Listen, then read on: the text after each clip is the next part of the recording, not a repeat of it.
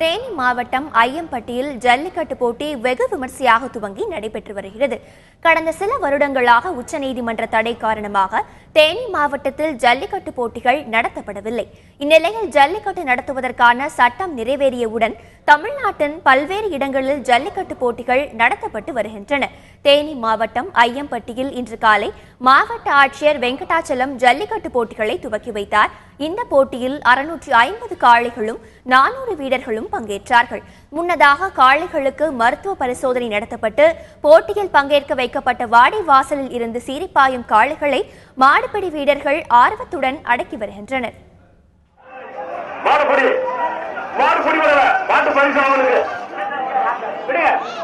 இந்த நிகழ்ச்சிக்கு நமது ஜல்லிக்கட்டு ஆடுமை பட்டிச்சல் ஒன்று 148 மாடு பிடிபட்டது. பட்டிச்சலை வாங்கிக்கப்பா.